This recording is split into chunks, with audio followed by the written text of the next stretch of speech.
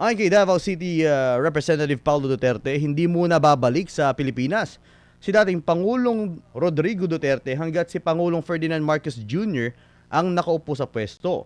Sa kanyang pahayag sa mga taga-suporta sa labas ng International Criminal Court o ICC sa The Hague, sinabi niyang bagamat ipinagdarasal ng pamilya ang pagbabalik ng dating Pangulo, mas pinili nitong manatili muna sa ibang bansa.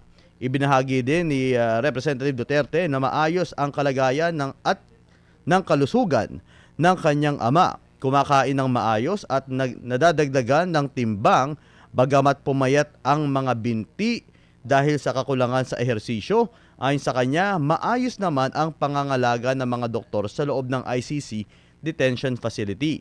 Nananatili sa The Hague si dating Pangulong Duterte habang sinusuri ng ICC pre-trial chamber ang kanyang kaso kaugnay ng war on drugs ng kanyang administrasyon, kabilang ang kanyang kalagayang pangkalusugan. Ayan po, Atty. Ano naman po masasabi ninyo sa naging pahayag po ni Paulo Duterte? Unang-una, itong si dating Presidente Duterte,